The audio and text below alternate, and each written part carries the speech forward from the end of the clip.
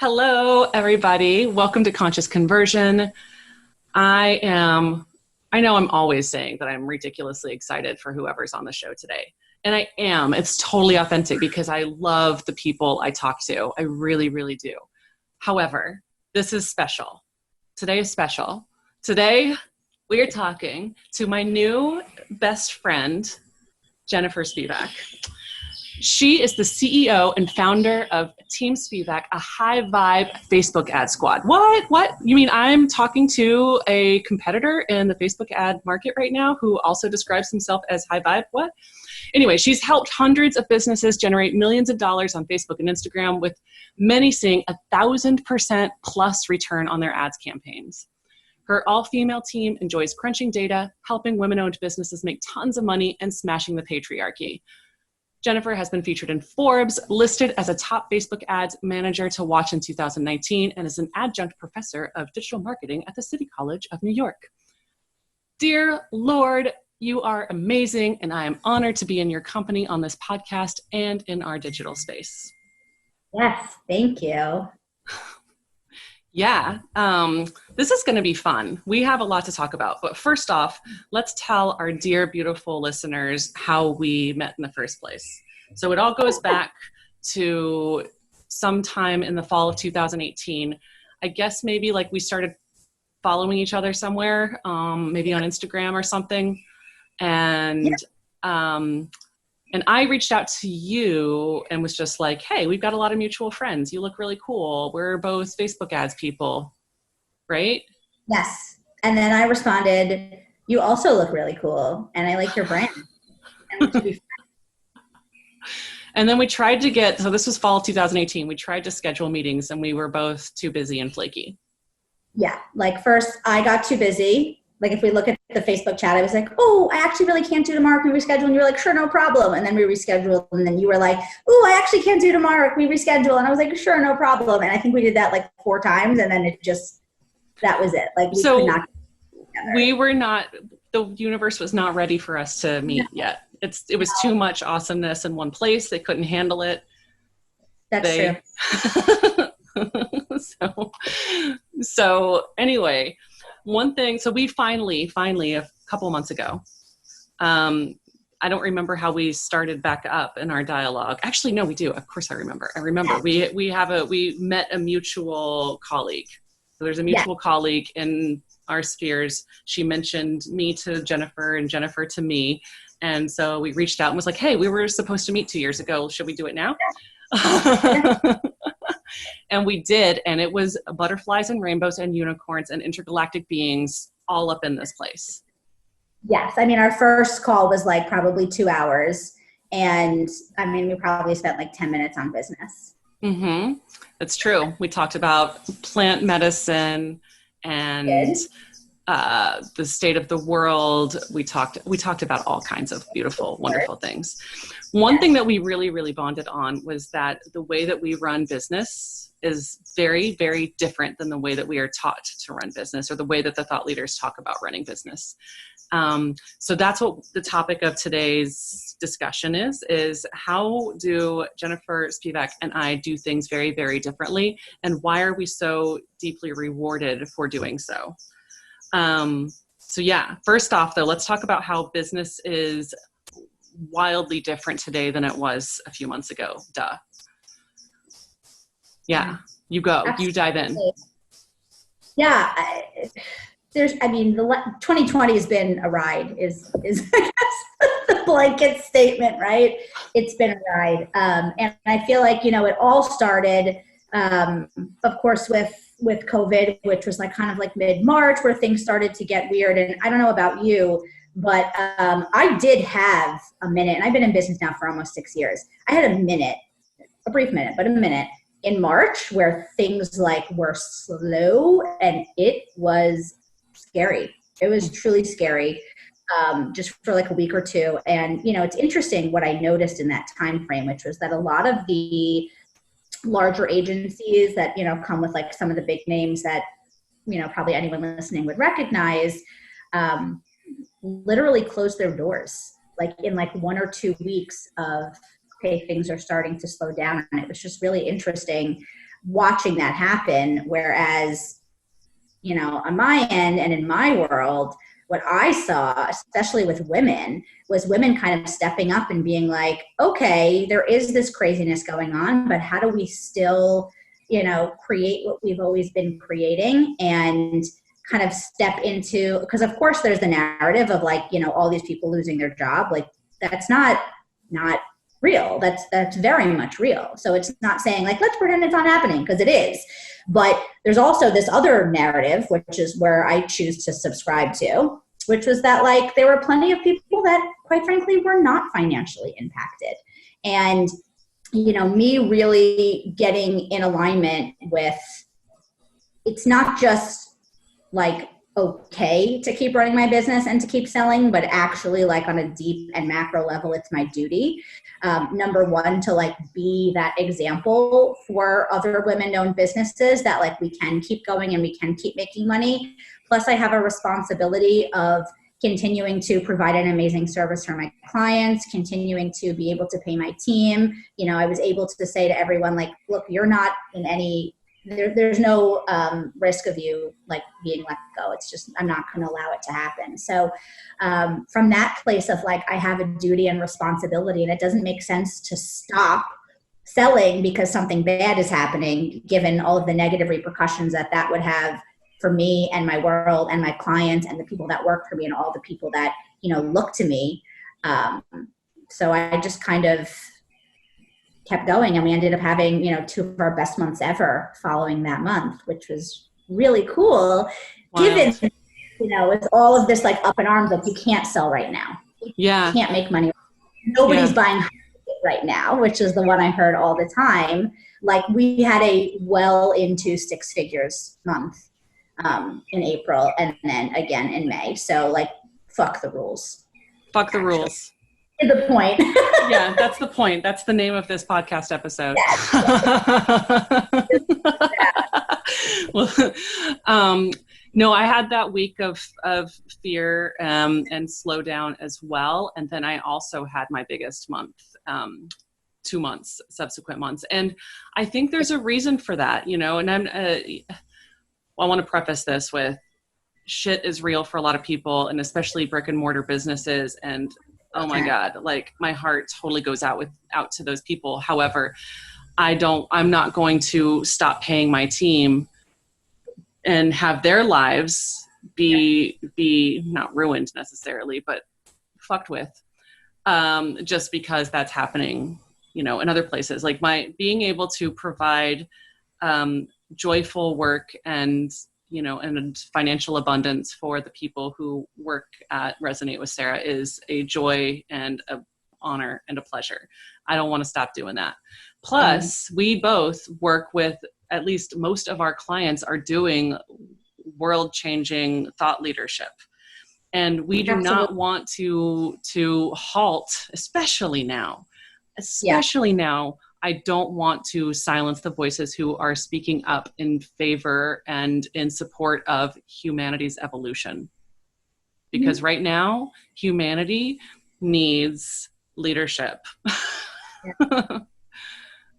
So. Yeah, it just felt like the message was you should kind of like, you know, tone it down, pull it back, like kind of almost like this, like go into hiding type thing. And that just didn't seem to make any sense. And I love the point that you made too, right? That like, it isn't just about, you know, myself and my team and allowing to, you know, have my clients be able to still make money from their campaigns, but also the work that they're doing. And that there's almost like this network of like, because I kept going and I kept running my business and I kept paying my team and I kept delivering results for clients, they were then able to reach more people and deliver more results to their clients, who were then able to reach and like this whole, you know, spider web network of mostly really powerful, aligned women, like continuing to show the fuck up inside of a global crisis. Like, because people like you or I like said, no, we're not stopping. I love it. I have goosebumps. Thank you. So let's talk about how, you know, there's a lot of lip service paid. And I think a lot of people who actually follow through on this, but to this collaboration over competition sort of mindset that we have, because Yeah. never once did we approach one another as competitors in the marketplace. Never once were we thinking like, oh my God, are you going to steal my clients, or am I going to fold because you've got all the good ones? Or a client that I used to have that left me and stopped being a client like 2 years ago is one of your clients. So cool, right? Like, who cares? Why is that? Yeah. Whatever. No, there's a lot to go around. There are over 2 billion people on Facebook right now, and there's a percentage of those people who have business pages and who want to run ads, and I don't think that that's running out. Like, we couldn't if we wanted to. Take a like call. Right? Like, there are people on your client roster whose like names that I like don't even know of, and some that I do, and then I'm sure it's vice versa. Like, what? It's not possible for one person or one agency to take all of that. Like, what? It's bonkers. It doesn't make any sense to me. No. And in fact, our hope is to enhance one another and to lift each other up. And so, we have all sorts of, we decided to have a bi-weekly or monthly call to talk about all the things, business and otherwise. And one of those topics is like how we can help each other out. And so I shared one of my sort of business processes with Jennifer, and we're talking about us sharing sort of resources with regard to management of the business as well. Yeah, remember we even spoke about, and we should still do this, by the way, like almost have it, like basically having our campaign managers and campaign strategists like collaborate with each other, because having another set of eyes when you've been looking at the same campaign and you're feeling like, I've tested every audience, I've done everything, and then someone else with fresh eyes can say, well, what about this? Like, why wouldn't we do that? That, again, like collectively has everybody win. Totally. All hands on deck. Yes. Because ultimately, our goal is to transform the world for the better and create a lot of abundance in the form of cash for ourselves, for our businesses, and for our team, and for our clients, and for the world. Yeah. And our island where we can start our own society, that as well. Yes, and also our island where we can start our own society. Absolutely. Where you are the president. I'm the president, yes. I forget, what am I? I'm the... I don't know what a cool name for you. We did. It was something about energetic. It was some... Right? Like, you go around and you're just like, are you happy? And when they're like, I would really love this, and you make her, right? Is that what yes, yeah. I make sure that there's a beautiful energetic exchange between all members of the society. So we're also, for anyone listening, taking applications for that private society. Beautiful. So let's talk about typical business processes and paperwork, because we don't like paperwork.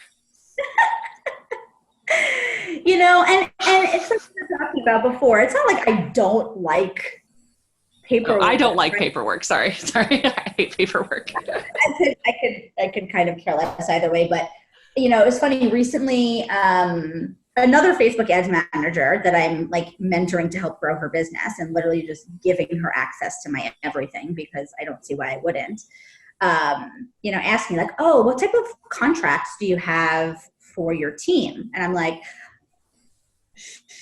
should I have those? Because I don't.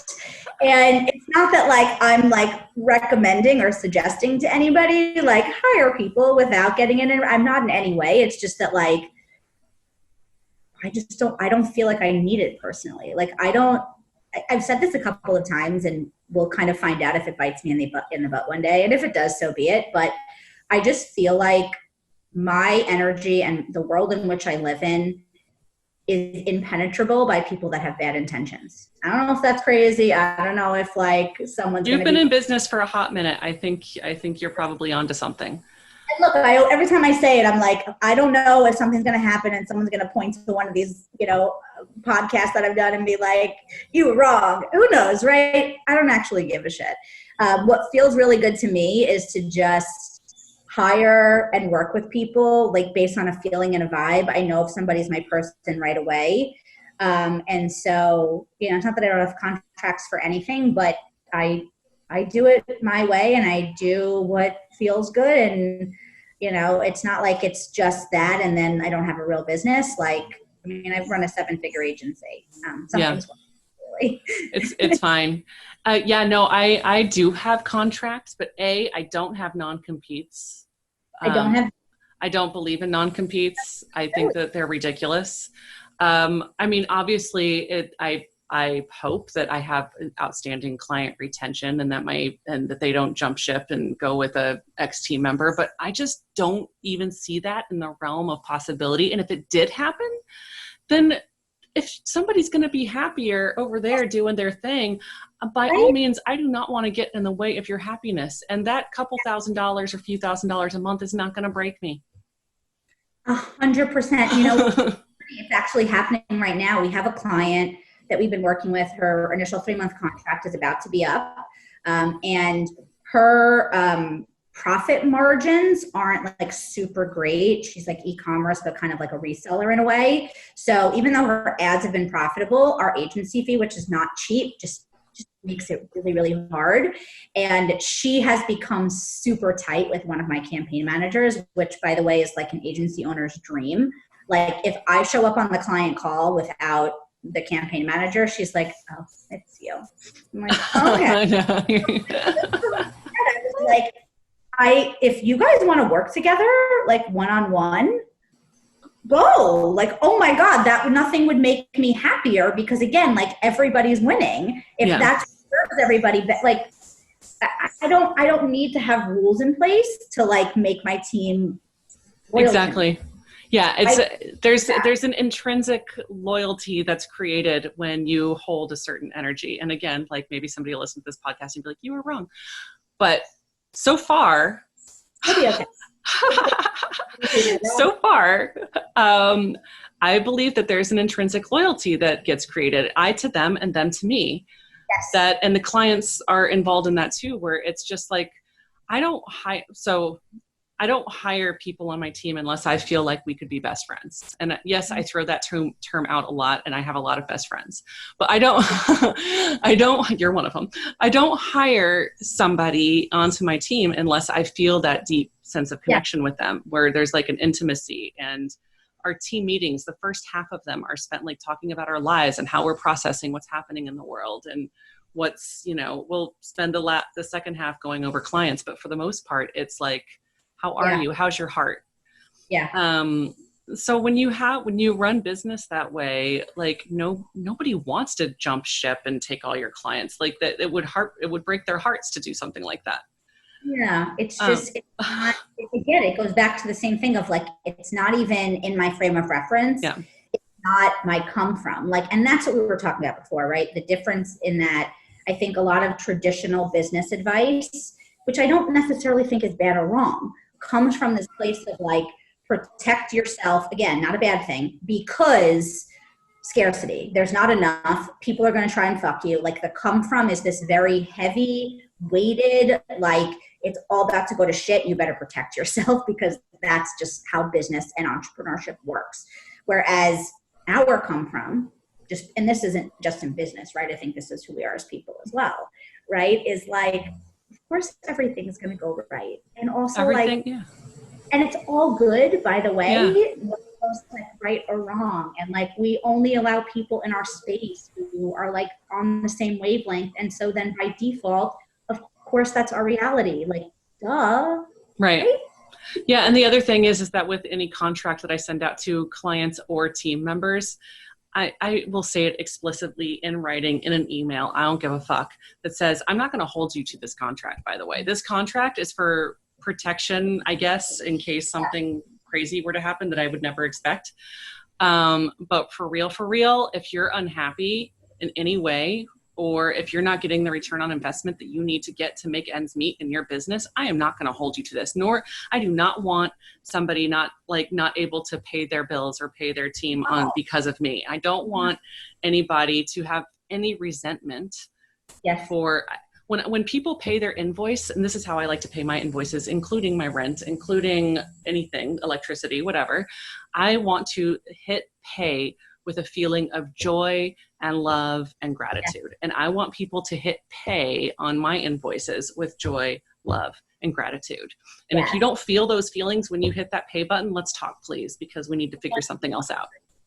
100%. It's actually so funny. One of my team members who invoices me, she's a contractor, so she invoices me through PayPal. We actually have a running contest of how quickly I can invoice. And my most recent success record is that before she even got the notification on her phone saying that the invoice had been sent, she got the invoice, like the notification. We're the same person. I get my PayPal invoice from my one client who, or maybe I have two team members that invoice me, and I'm like, I'm on my phone. I'm like, oh, okay. Yes, exactly. You're like, oh, boom, done. Like, because you know what it feels like on that side too, right? Of like sending the invoice, especially if you're earlier on and like you feel like you need the money, and it's like, yes, they said it's coming, but is it really coming? It doesn't feel real until it comes in, and like, ooh, I know what that can sometimes feel like on the other end. So I love being able to be like, I will pay you guys early when I can, as quickly as possible. Like, how can I just pay you more and make you happier? Like, that is how I feel with my team. I do, me too. And I recently was, and I don't do this often. I'm not like trying to toot my horn that I do this all the time. I wish I did it more. But I sent everybody on my team, my core team, $100 gift card for Amazon, because I'm like, I'm not going to just send you a bonus and have you pay your bills with it. I want to make sure that given how tough things are right now, buy yourself some fucking Oracle cards and astrology books or whatever it is that makes your heart sing. On nails. These are the new things I'm buying off of Amazon during the pandemic. Yes, that would be another thing. That too. Whatever makes your heart sing, I want you to buy that thing for yourself on Amazon. And I feel like I should start doing that quarterly or something like that, just to make sure. And I think I'm going to have to go do that too. Yeah, that's good. Makes me feel happy. I like it. Okay, so we're sort of delving into this like team management. Oh, kitty, meow. Sorry, if you're listening to the podcast, the cat just walked into the into the video, and I'm a cat person, so I can't keep myself from. I could be on the most serious phone call, and someone could be like, "So, like, somebody just died," and I'd be like, "Is that a cat behind you? Is there a cat back there? I see." So yeah. So team management, right? Like, we both have this thing where if somebody treats us like a boss, we've talked about this before. I'm like, who the fuck are you talking to right now? Because I'm not the boss. I don't understand what you're saying to me right now. It does not compute. And it's funny, like there have been times where someone new has come on the team, and my core team members will tell me, they're like, "Oh, we had to tell her like who you really are, so that like she knew, because she was being weird and like thinking she was gonna like get in trouble with you." And my team's like, "That's not a thing." That couldn't occur. Like that's no. Yeah. Sarah might get stressed out and crazy sometimes, but she's never upset with you. Like, yeah, no, totally. There's no room for this. I even think I have it on my website on the about page where it's like, we don't have hierarchy. So my team members are listed in alphabetical order because there's nothing like that. It's all hands on deck. We are all in it together. One maybe would call me the fearless leader. I mean, I am the entrepreneurial one who's putting myself at risk, I guess, in that, and I'm guiding the ship in some way. I mean, we can think of different ways to frame it, but boss, I remember when I first started this agency, it was just like, I was so clear that I don't even like the word boss. When people say like boss babe or these things, I'm like, I don't really want to use the master's tools. Let's think of, let's do it differently. Yeah. No, 100%. And like my whole thing is, I feel like I'm the mommy entrepreneur. Yeah. And everybody that, works on my team, they're like the little baby entrepreneurs, especially my campaign managers, because I give them so much autonomy.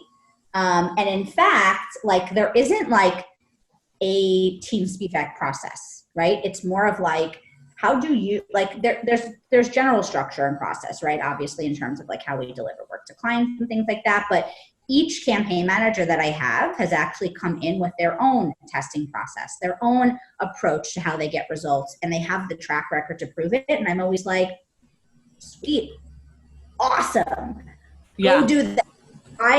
I'm the leader because I like entrepreneurship and I'm really good at closing sales. Right. Like that's we were talking recently, one of our last conversations, we were sharing, I don't want to say advice necessarily, but we were sharing sort of our experience. And I think one thing you shared a lot with me in terms of pricing and some of these things. But one thing I shared was that your job is to keep a high vibration environment. And I think that is our role as the entrepreneur leader, the mommy entrepreneur, is to make sure that we have a high vibe environment of people who feel spacious, creative, joyful, free. And I'm totally agree with you. When I hire somebody, I'm like, I want you to be more, have some domain in which you're more brilliant than me, have processes that are cooler than mine. And like, if it works really well, teach us all, please. Yeah. 100%. Like another thing that I find myself saying a lot, because I just recently hired 2 new campaign managers, is I'm like, look, the environment I want to create is, you know, kind of all the benefits of entrepreneurship or freelance work that my campaign managers, you know, I think most of them were trying to do freelance work. So they're looking for that, right? All the benefits of that, which is time freedom, flexibility of when and how they work, you know, the ability to like travel or be remote or whatever and not have to worry about it.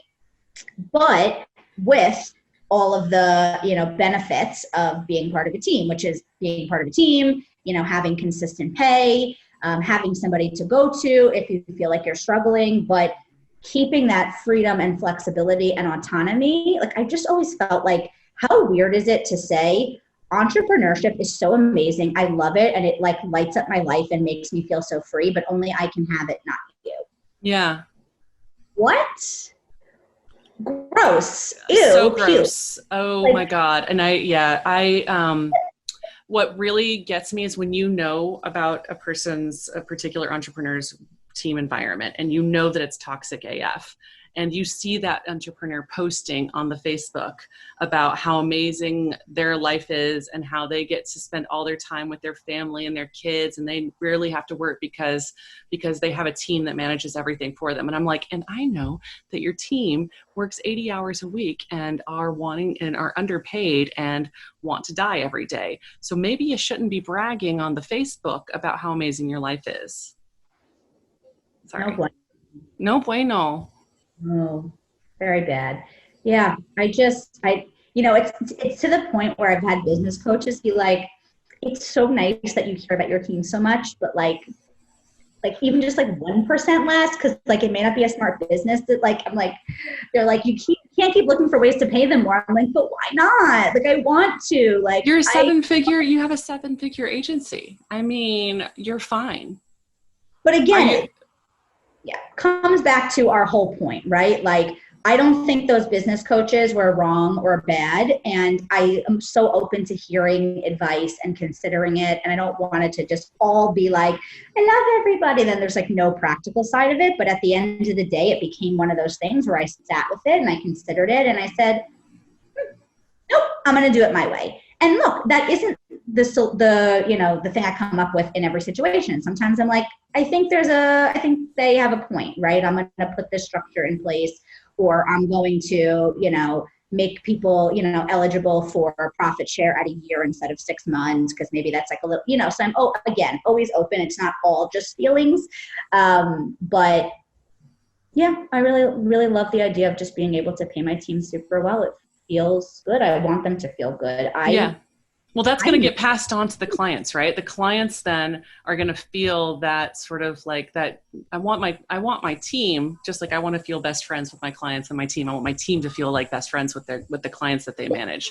So that high vibration sort of love, gratitude, joy, spaciousness, all that goodness gets passed on to the clients. And then those clients can pass that on to their customers and audiences and clients. And then that ripples out into the world. And then, you know, world peace is all. Then we just...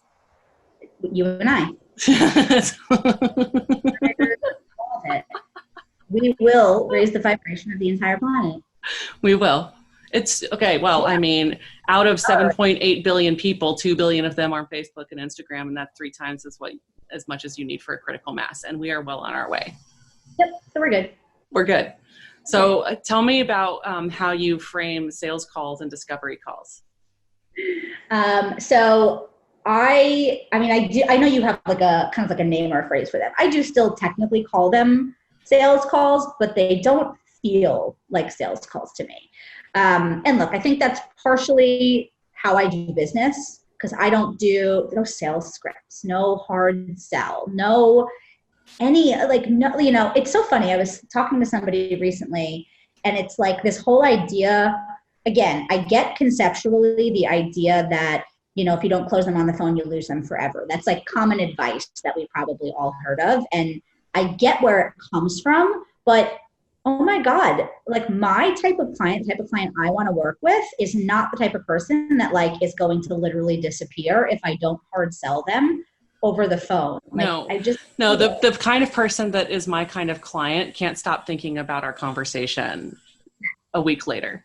So yes. I will follow up with them and be like, hey, do you have any questions? Is everything okay? How's your daughter? Yeah. You know what I mean? But like, yeah. And I have a follow-up email that I send people, but I have no desire to pester anybody. And the way they're still sales calls, they're discovery calls, whatever you want to call them, but I consider them opportunities to make a new best friend. And if that bond is created, then there's no other ads manager for them or ads agency for them, except for maybe you, because you're also amazing and brilliant and whatever. But if it's not me, if it's not you, it's me. And everybody, so who really even cares? One of us doesn't even care. It doesn't matter. It really doesn't. But yeah, it's, so there's the part of it that's just like how I like to do things, but also, and I think you do this incredibly well, like we both, personal brand almost feels yucky to say because it's like that's very manufactured in a way, but I think you and I are both just like very much like ourselves on the internet, right? Like it's very easy, I think, just like the experience we had in the very beginning in 2018. I looked at your website and I kind of knew who you were, and you looked at my website and like that was it, right? Yeah. So I think we both probably do this, but I know I definitely in my system do it, where by the time people are getting on, even before the sales call, they're coming on and saying, I've been thinking about working with you like nonstop for the last 48 hours. Like I'm ready to go. I'm in love with you. I want to know, how can I be your best friend and how can I pay you? Like that's how half of my sales calls begin. That they start that way before I've even said anything, where they're coming on and they're like, I love you. Yeah. And it's not a sales call, right? I'm just like chilling. I'm like connecting with another human. And if at the end of it, it makes sense to have the exchange of money so we can get results for them, then like, cool. And if it ain't, then also cool. I'll be here when you need me, if you're, and feel free to reach out anytime, yeah, totally. Yeah. Like, I love to, if they're not ready for our agency fee, nothing cooler than getting to send them to like another ads manager or freelancer. I do the same thing. That's my favorite. I do too. I've got a couple in my belt where I'm just like, oh, cool. If this is not at the level you're at, I highly recommend my friend over here who charges less because they have a starter package, but they're also brilliant. Exactly the same. Yeah. We should exchange resources. Yeah. Write that down because we need music. Yeah. Amazing. So I feel like, is there anything that we haven't covered that you feel like we need to cover in terms of like how we do business differently that you feel like we need to exclaim from the mountaintops? No, I mean, because I think at the end of the day, neither of us are saying you should now do business the way that we do. I think the point is we do what feels good and right for us. And there are things that I do that's very different from how you do, and it's what makes sense for each of us. And that being a business strategy in and of itself, like this is what feels good. This is how I want my business to look like. And so it is.